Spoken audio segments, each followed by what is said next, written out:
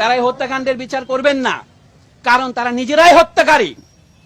তো আপনি হত্যাকারীর কাছে কি করে হত্যা চাইবেন? যারা নিজেরা রাজাকার তারা অপরকে বলে রাজাকার। পৃথিবীতে এর চেয়ে বড় পরিহাস আর কি আছে? রাজনৈতিক সমাধানের প্রথম পদক্ষেপ হচ্ছে বর্তমান সরকারকে নিঃশর্তভাবে ক্ষমা প্রার্থনা করে পদত্যাগ করতে হবে। এই পদত্যাগ ছাড়া নতুন কোন রকমের ব্যবস্থা আমরা যেতে পারবো না। এবার একটা জিনিস দেখায়, চমকায় যাবেন। জয় বাংলা। আমরা চাই নিজেদের নয়, আমরা চাই অধিকার, অধিকার, অধিকার। জয় বাংলা। ধন্যবাদ, ধন্যবাদ। বাংলাদেশ জিন্দাবাদ। জাতীয়বাদী জাতীয়বাদী দল বিএনপি জিন্দাবাদ।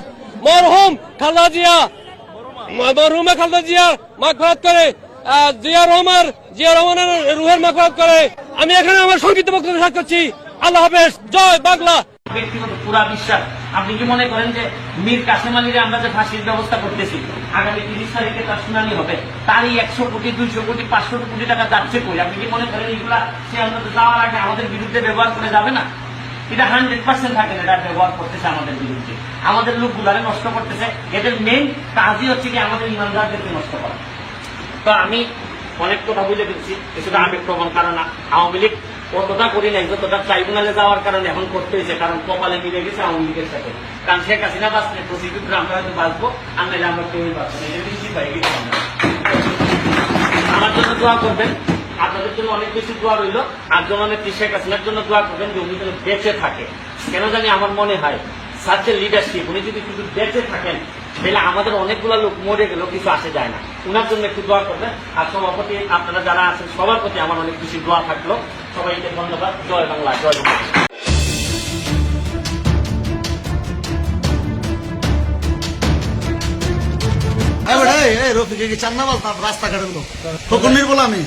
হ্যাঁ, আমি প্রতি মাসে মানুষের দান খরচ করি 1.5 লাখ টাকা।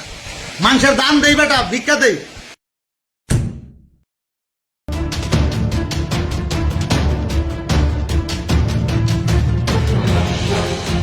ডেলি চাঁদা 200 টাকা দিত আমাদের এখান থেকে।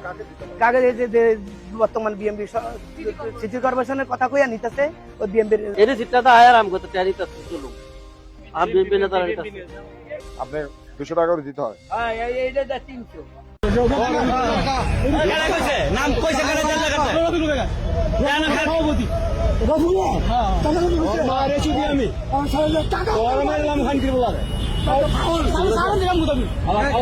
না না, তোরে মারলো একজনে, মারলে কি তুই আরেকজনের চরিত্র নিয়ে কথা কই? এই বেটা, আমার কি এরকম রেকর্ড আছে চান্দাবাজি? ওরা আমার কইছে মারছে, ওরা আমার মা কল পাপর হবে কেমন কাম দিল, মারতা সাইকেল একদিন মারতা সাইকেল দিও, সাইকেল দুই হচ্ছে আমার সারাঙ্গে বাসা মানে বাইরে সারা কথা আমি না উপায় না পাই বেশি করি। মানে আমার তো জান বাসা দিব। তুই মরে যাবি গা?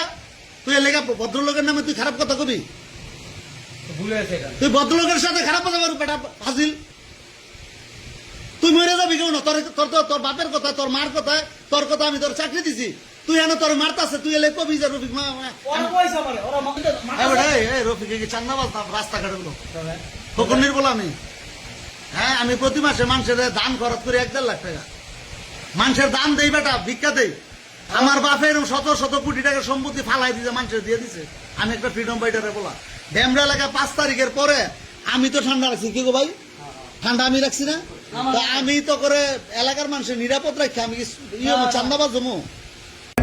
ভাই আমাকে বাঁচান, আমাকে মেরে ফেলছে না ভাই।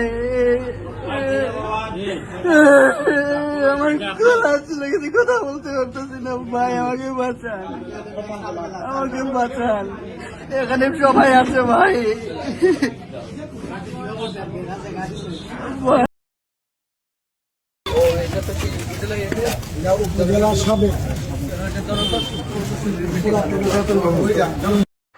তারেক রহমান সাহেব সময় যখন সময়ের বিচার শুরু করে তখন কিন্তু সাক্ষীর প্রয়োজন হয় না, কথাটা মনে রাখবেন। জামাত ইসলামকে নিষিদ্ধ করবার কথা বলে যিনি তোপের মুখে পড়েছেন তিনি একজন বাঘের বাচ্চা। সত্যিকার অর্থে যেহেতু মুক্তিযুদ্ধকে ধারণ করি, আমরা মুক্তিযুদ্ধকে লালন করি, একজন মুক্তিযোদ্ধার সন্তান হিসেবে আমরা চাই সংসদের বাইরে থেকে জামাত ইসলামকে নিষিদ্ধ করবার জন্য ইউনিটে ইউনিটে, ওয়ার্ডে ওয়ার্ডে, উপজেলায় উপজেলায়, জেলায় জেলায়, বিভাগে বিভাগে সত্যিকার অর্থেই প্রতিহত করবার ডাক দিতে এবং জনগণকে ঐক্যবদ্ধ করতে। আমরা ঐক্যবদ্ধ হলেই জামাত ইসলাম নিষিদ্ধ হতে বাধ্য, কারণ এই জামাত ইসলাম আমার 2 লক্ষ মা বোনের সম্ভ্রম নিয়েছে। এই জামাত ইসলাম আমার 30 লক্ষ প্রাণ নিয়েছে। এই জামাত ইসলাম আমার যুদ্ধাপরাধী হিসেবে প্রমাণিত, মৃত্যুদণ্ডপ্রাপ্ত, সাজাপ্রাপ্ত আসামি রাজনৈতিক প্ল্যাটফর্ম। সেই জামাত ইসলামকে প্রতিহত করবার জন্য সংসদের বাইরে ঐক্যযোগে, ঐক্যভাবে আমাদেরকে এগিয়ে যেতে হবে। আসসালামু আলাইকুম। আমার এই ভিডিওটা সর্বোচ্চ শেয়ার করবেন। আমি 2 দিন আগে বলছিলাম না যে ইসকন একটা পরিকল্পনা হাতে নিয়েছে মুসলমান মেয়েদেরকে টার্গেট কইরা, কারণ তাদের ছেলেদেরকে পরিচয় গোপন রেখে মুসলমান মেয়েদের প্রেমের পাদে ফালায় হয় প্রেগনেন্ট করে, না হলে 2 মাসে অন্তঃসত্ত্বা করে তাদেরকে মুসলিম হতে বাধ্য করতেছে। তো এই বিষয়টা অবশ্যই আপনারা খেয়াল রাখবেন, যারা পরিবার আছেন, আত্মীয় স্বজন আছেন। আর মেয়েদেরকে সাবধান, আপনারা যৌন কোনো ছেলের সাথে কথা বলেন, অপরিচিত ছেলের সাথে, অবশ্যই আপনারা পরিচয়টা আগে জানবেন, তারপর আপনি প্রেম করবেন। আসসালামু আলাইকুম।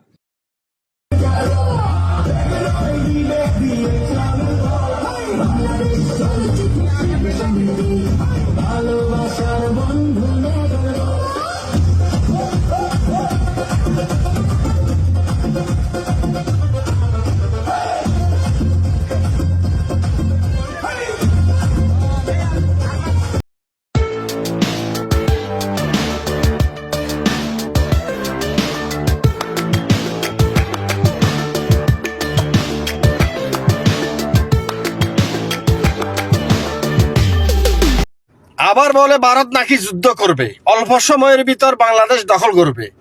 দেখেন তার কাটার ভিতরে তারা কিভাবে লেজ গুটিয়ে পালাইতেছে। এদের কি সাহস আছে? বিড়ালের মতো বাংলাদেশ 7 জন বাচ্চারা ওখানে গিয়ে ধমকি দিচ্ছে লাঠি ছোটা দিয়ে, আর এরা কি করতেছে? পালাইতেছে। এরা নাকি যুদ্ধ করবে। এরা যুদ্ধ যখন লাগবে, এই যে দাদা বাবুর ছেলেরা ফালাইবে সবাই। যদি লাগে যায় মুসলিমরা যুদ্ধ করবে, এটা বাস্তব। তারেক রহমানের সরকারের নেতৃত্বে একজন দেশদ্রোহী, ভারতের এজেন্ডা এবং আওয়ামী লীগের নেত্রী, দেহরক্ষক বর্তমান স্বরাষ্ট্রমন্ত্রী কিভাবে এই সরকারের এখনো পর্যন্ত বহাল তাবিজে আছেন? জাতির কাছে প্রশ্ন, জনগণের কাছে প্রশ্ন। তারেক রহমান তো গণতন্ত্রের নেতা। আপনার তো সোশ্যাল মিডিয়ার সম্পর্কে অভিজ্ঞতা আছে, আপনাদের সোশ্যাল মিডিয়া সম্পর্কে জানেন। যখন খুনি হাসিনা, ফ্যাসিস্ট হাসিনা, সুরেশের হাসিনা আপনার কোনো বক্তব্য বাংলাদেশ টেলিভিশনে প্রকাশ করতে দিত না, সেই সময় একমাত্র এই সোশ্যাল মিডিয়া, অনলাইন আপনার সমস্ত বক্তব্য জাতির কাছে তুলে ধরত। যখন আপনার কোনো আজকের বড় বড় বিএনপি নেতারা কোনো খুনি হাসিনার বিরুদ্ধে সাহস নিয়ে কথা বলতে পারত না, জনগণকে উজ্জীবিত করতে পারত না। হ্যাঁ, সমাবেশ ডাকাইতো আপনাকে খুশি রাখার জন্য, একটা রাজনৈতিক দলের পদ টিকিয়ে রাখার জন্য, একটা দলের নেতা হিসাবে তাকে কথা বলতে হয় সেই হিসাবে। কিন্তু এই সোশ্যাল মিডিয়ার মাধ্যমে সমস্ত বাংলাদেশ জানতে পারতো আজকে সেখানে মিটিং আছে, এই সমাবেশ আছে, সেই সমাবেশ আছে। কিন্তু নেতৃত্বের ব্যর্থতার কারণে খুনি হাসিনা 16 বছর 15 বছর বাংলাদেশে টিকে ছিল এবং হাজার হাজার মা বোন সন্তানকে গুলিবিদ্ধ করেছিল, লক্ষ লক্ষ নেতাকর্মীকে ঘরছাড়া করেছিল। সেই সোশ্যাল মিডিয়ার ভরসায় আপনার সমস্ত বক্তব্য যখন জনগণের কাছে পৌঁছে যেত, সেই সোশ্যাল মিডিয়াকে আপনি আজকে তুচ্ছ মনে করছেন কেন? কথাটা এই কারণে বললাম, শ্রীলঙ্কা সারাদিন সম্পর্কে যখন একটা বাজে মন্তব্য করা হয়, তার বিরুদ্ধে যখন কথা বলা হয়, তখন সমস্ত দেশবাসী সেখানে মানে যতটুকু সম্ভব নেটওয়ার্কের মাধ্যমে সেখানে বেশিরভাগ মানুষ ঘৃণা প্রকাশ করে। এটি তো গণতন্ত্র। কিন্তু সেই একজন নেতা আজকে বাংলাদেশের স্বরাষ্ট্রমন্ত্রী হওয়ার পরে আপনি যখন চায়না গেলেন, সেইখানে একজন ভারতীয় এজেন্ডা, একটা খুনি হাসিনা দোসর। বাংলাদেশের মাননীয় প্রধানমন্ত্রী জনাব তারেক রহমানের সাথে শি জিনপিং এর সেই ঐতিহাসিক কাঙ্ক্ষিত বৈঠক অনুষ্ঠিত হয়েছে, কিন্তু খবর পুরোটাই হতাশার। বাংলাদেশের জন্য হতাশার, বিএনপির জন্য আরো হতাশার। এমনকি হতে পারে যে বিএনপি সরকার পড়ে যাবে, বিএনপি সরকার পতন হবে। বিএনপি সরকারের টিকে থাকার যে প্রধান অনুষঙ্গ যেটা হতে পারত, সেটা চীন সফর থেকে তারেক রহমান অর্জন করতে পারেনি। চীন সফর নিয়ে নানান ডাইমেনশনে আমরা বিশ্লেষণ করব, বাট এখন পর্যন্ত আমাদের কাছে প্রাপ্ত তথ্য অনুযায়ী যদি সংক্ষেপে বলি, যে তারেক রহমানের চীন সফর পুরোপুরি ব্যর্থ, সফলতার লেশ মাত্র কিছু নেই। আমরা যে স্বপ্ন দেখেছিলাম, খলিল রহমানরা যে স্বপ্ন দেখিয়েছিল, ভারতের আধিপত্যবাদের কবল থেকে বাংলাদেশ মুক্তি পাবে, চীনের সাথে বাংলাদেশের একটা কৌশলগত সমঝোতা হবে। সবচাইতে বড় বিষয়, ভারত যেসব বিষয় নিয়ে চিন্তিত ছিল যে চীনের সাথে বাংলাদেশের এইসব বিষয় হয়ে যায় কিনা, সেরকম কোনো বিষয় হয়নি। এর মানে চীন সফরে এখন পর্যন্ত যা ঘটেছে তাতে ভারত খুশিতে খুশি। এর ফলে দেখবেন যে ভারতের যে কিছু ষড়যন্ত্র, যেমন বাংলাদেশের সাম্প্রদায়িক দাঙ্গা লাগানো, রাম মন্দির নিয়ে, এই সেই নানান নিয়ে, ইসরায়েলের যে ষড়যন্ত্র, যেমন কালেমা খচিত পতাকা, হামাসের উত্থান দেখানো ইত্যাদি ইত্যাদি, এগুলো কোনো সমস্যা হবে না, কারণ চীনের সাথে তো কিছু হচ্ছে না। ভারত ইসরায়েলের জন্য চিন্তার কিছু নাই। চীনের সাথে তারেক রহমান তেমন কিছুই করতে পারেননি। খুবই হতাশার। তিস্তা প্রজেক্ট যেটা একদম চূড়ান্ত হওয়ার কথা ছিল, চীনকে দেওয়ার কথা ছিল, অথচ চীন তেমন আগ্রহ দেখায়নি। চীনের সাথে কতগুলো সমঝোতা স্মারক সই হয়েছে। আমি যখন কথা বলছি তখন পর্যন্ত জাস্ট এমওইউ সাইনের কথা জেনেছি। 17টা এমওইউ সাইনের খবর আমরা পেয়েছি। আমি তালিকাটা দেখলাম যে এগুলো কি, আমি আশ্চর্য যে এগুলো ধুয়ে আমরা পানি খাবো। বাংলাদেশ থেকে কাঁঠাল রপ্তানি করবে চীনে। বাংলাদেশে তো অনেক কাঁঠাল হয়, এখন নাকি বাংলাদেশে কাঁঠালের সিজন, তাই না? আমার দর্শক আপনারা জানেন, সেই কাঁঠাল বিক্রি করা যায় কিভাবে চীনে, এই বিষয়ে কোনো চুক্তিও না, একটা সমঝোতা স্মারক। সমঝোতা স্মারক কি, সামনে একটা চুক্তিতে যাওয়া যায় কিনা এ বিষয়ে একটা একমত, যে পরবর্তী পদক্ষেপের জন্য, মানে বিয়ের আগে যে প্রেম করে না, এটা অনেকটা এরকম, যে প্রেম করে দেখি, একটু ডেটিং করে দেখি যে বিয়ে করা যায় কিনা। সমঝোতা স্মারকের মর্যাদা এর চাইতে বেশি কিছু না। প্রেম করলেও তো 2-4 দিন ডেটিং করে বা রেস্টুরেন্টে খায়, ওরকম। আর বিয়ের পরেও স্ত্রী নিয়ে রেস্টুরেন্টে যায়। একটু কাঁঠাল বেচা কিনার প্রেম। আর এই চুক্তিগুলো কি দেখেন, বাংলাদেশ সরকারের সাথে গুরুত্বপূর্ণ, উল্লেখ করার মতো, বাংলাদেশের পররাষ্ট্র নীতিতে বা বাংলাদেশের ভূ রাজনীতিতে প্রভাব বিস্তার করার মতো কিছুই নেই।